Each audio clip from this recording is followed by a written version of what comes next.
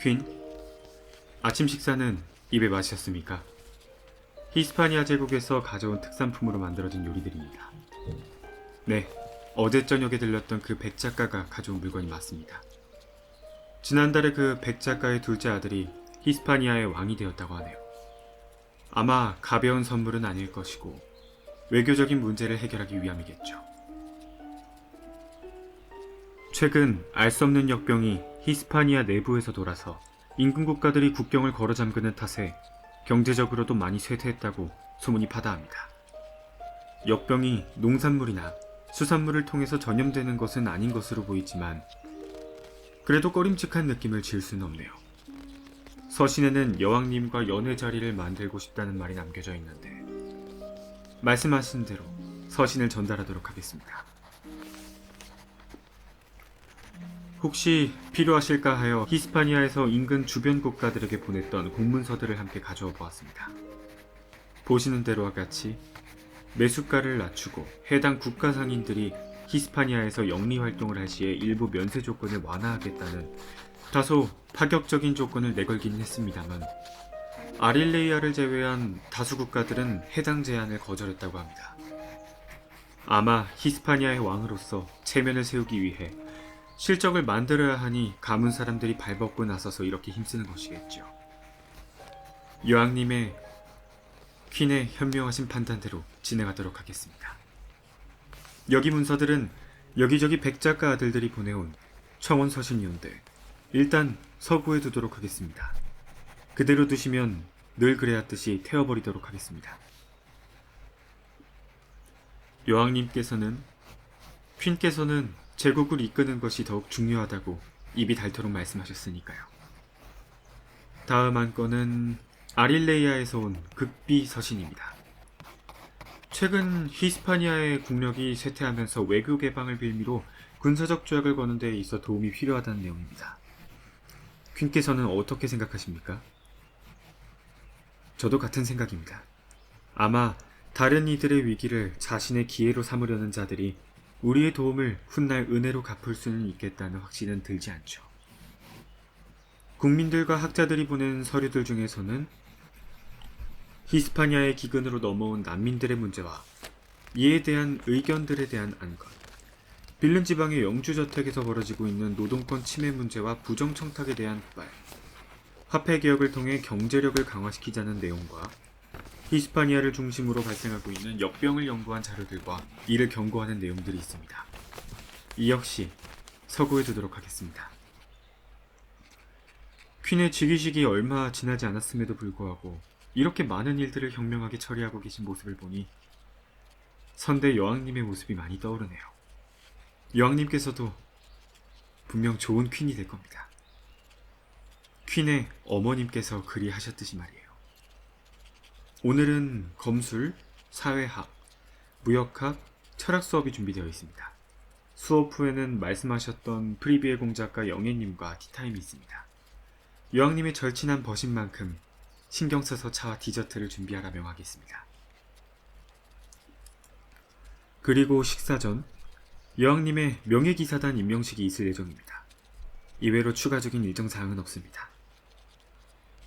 그럼 이제 검술을 배우러 가실까요?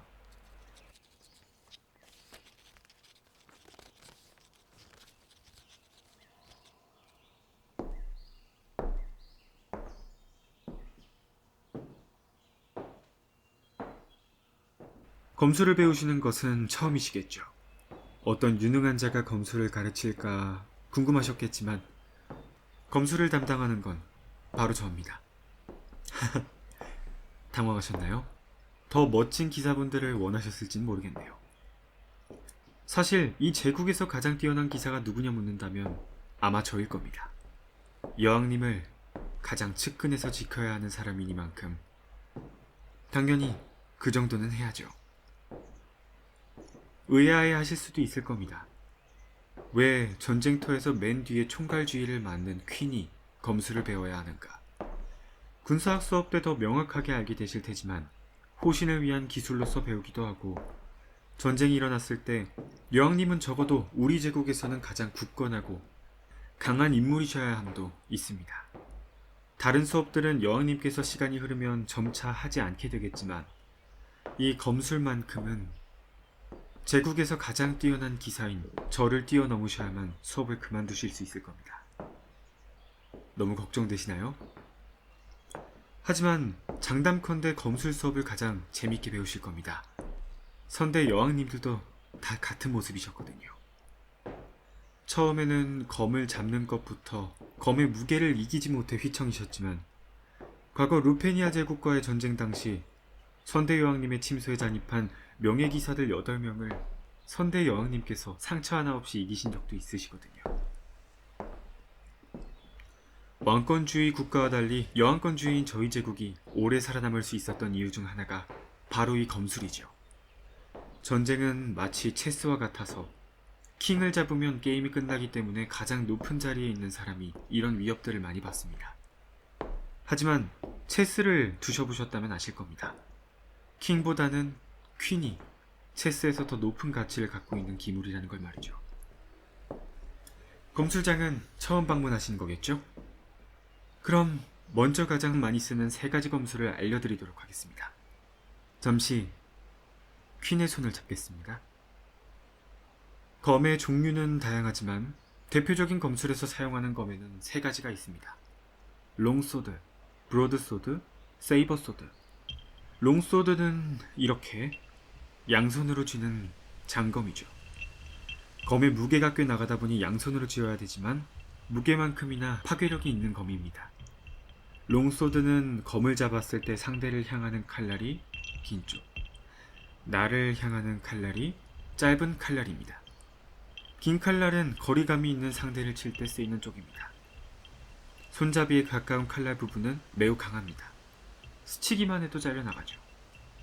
탄성이 적고 두꺼워서 버티는 힘이 강하지만 반대로 끝부분은 힘이 약해서 쉽게 넘어갑니다. 이를 얼마나 잘 알고 활용하느냐가 롱소드 싸움에서 승패를 좌우하죠. 그리고 롱소드의 균형을 잡아주는 무게추인 퍼멀이 있습니다. 근데 단순히 이놈은 균형만 잡아주는 용도로 쓰이는 건 아닙니다. 가까이 있는 적에게 스턴을 주기 위해 퍼멀로 머리를 가격하기도 합니다. 그만큼 단단한 놈이죠. 다음은 브로드소드. 군용검에서 가장 많이 사용하는 아밍소드의 종류 중 하나입니다. 사이드소드의 가장 대표적인 소드이죠. 그만큼 구조도 간단합니다. 손잡이와 폰멜 부분인 힐트에 가까운 칼날 부분인 포트, 칼 끝 부분인 포이블, 칼 자체가 가볍다 보니 칼이 교차되었을 때 빠르게 포트 부분을 밀어넣어 공격하고 주로 공격은 포이블을 통해 베어버립니다. 다만 힘싸움에는 불리하죠. 마지막으로 세이버소드, 기병용 마상도검입니다. 칼의 안쪽 부분은 포르테, 칼의 끝방향을 포이블이라고 부릅니다. 브로드소드와 다른 점은 세이버소드는 포이블 부분을 아주 날카롭게 세우거든요. 거리감이 조금 있는 상태의 싸움에서는 최적입니다. 스피드가 있다면 최상의 무기가 되기도 하죠. 다음은 칼등 쪽으로 세워진 펄스 엣지. 이 부분으로는 주로 상대방을 이렇게 기습해서 손목 공격을 주로 합니다. 그러니까 방심하시면 다칩니다. 마음에 드시는 검으로 골라보시죠. 어떤 종류의 검이든 배우시게 되시겠지만 첫 수업에는 흥미를 먼저 가져야 되니까요. 검에는 많은 것들이 담겨져 있죠. 나를 살리기 위해 다른 이들을 제거해야 하는. 그러다 보니 검에는 기사의 감정이 죽어서까지도 담겨 있다고 하죠. 그런 이유로 더욱이 검이라는 것은 쉬운 마음으로 잡아선 안 됩니다. 검을 휘두를 때의 가속을 받을 수 있는 바람을 느끼면서 반드시 지켜내야 한다는 간절한 마음으로 항상 긴장된 자세로 잡아야 되죠. 그러니 더욱이 손에 힘을 꽉 주시고 검을 움직이실 때마다 가슴 속에 퀸의 이름을 새기십시오. 역사의 이름으로, 승리의 이름으로, 그리고 나의 이름.